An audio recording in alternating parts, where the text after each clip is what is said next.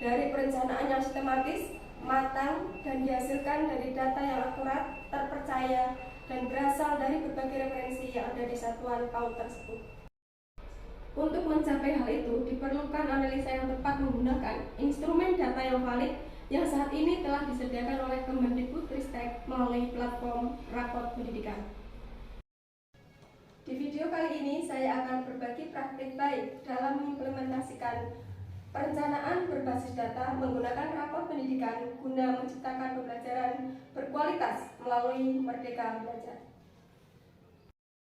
Bersama saya Dayati, pengelola POSPAUD Permatahati, Desa Padurso, Kecamatan Padurso, Kabupaten Kebumen, Provinsi Jawa Tengah. Mari wujudkan PAUD berkualitas dengan perencanaan berbasis data. Assalamualaikum warahmatullahi wabarakatuh. Halo Bapak Ibu Kepala atau Pengelola Satuan PAUD, Pendidik dan Tenaga Kependidikan, dimanapun Anda berada. Semoga kita semua dalam keadaan sehat dan dapat terus berinovasi. Pada tanggal 5 Juni 2023 yang lalu, rapor pendidikan versi 2.0 dirilis dan dapat diakses oleh seluruh masyarakat di Indonesia.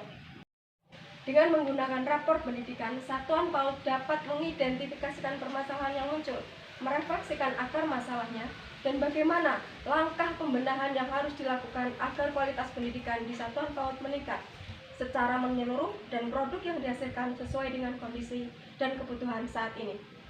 Untuk memahami bagaimana perencanaan berbasis data dapat membenahi kualitas Satuan PAUD yang saya pimpin, maka saya berusaha untuk terus menggali informasi terkait cara yang efektif dalam mengimplementasikan perencanaan berbasis data yang dibutuhkan. Upaya tersebut saya lakukan dalam berbagai kesempatan, di antaranya saling berdiskusi melalui pertemuan komunitas mendidik di Kecamatan Padurso, berkonsultasi dengan penilik PAUD Kecamatan Padurso, dan mengunjungi platform Merdeka Mengajar. Berikut ini adalah praktik baik yang saya lakukan dalam memanfaatkan rapor pendidikan sebagai instrumen peningkatan mutu pendidikan perencanaan berbasis data. 1. Identifikasi. Pengelola Satuan PAUD hadir sebagai analisis untuk mengevaluasi dan melakukan tindak lanjut guna merencanakan pembenahan pada Satuan PAUD. Untuk mengunduh lembar perencanaan berbasis data, saya harus masuk terlebih dahulu pada platform rapor pendidikan dengan menggunakan akun Belajar ID. Langkah selanjutnya, mengerjakan lembar evaluasi diri Satuan PAUD secara jujur, sehingga akar masalah dapat teridentifikasi dengan baik. Dari hasil evaluasi diri akan dimunculkan indikator layanan yang perlu ditingkatkan kualitasnya, yang terletak di lembar 2, yaitu lembar identifikasi. 2. Refleksi. Dilakukan dengan cara sosialisasi dan merefleksikan akar masalah yang ditemukan pada identifikasi masalah bersama pendidik untuk mencari persepsi yang sama. 3. Benahi. Setelah melalui proses refleksi dan membahas akar masalah yang terdeteksi, kemudian menuangkannya dalam rencana kerja tahunan, maka saatnya untuk melakukan upaya pembenahan. 1. Membentuk komunitas belajar di sekolah untuk melakukan refleksi praktik pembelajaran yang dihadapi oleh pendidik. 2. Belajar bersama melalui platform Merdeka Mengajar untuk memastikan pembelajaran di PAUD efektif dalam membangun fondasi peserta didik.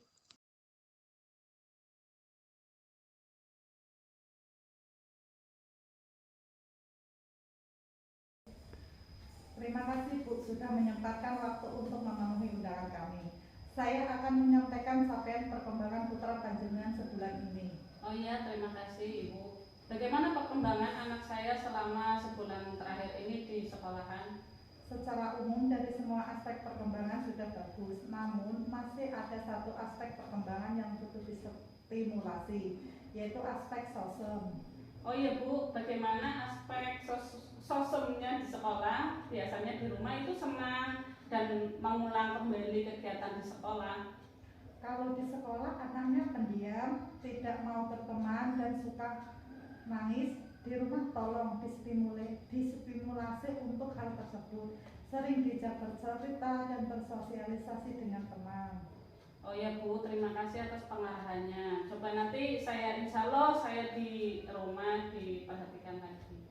Oh ya Bu, ini laporannya untuk bulan ini. Ya, terima kasih Bu.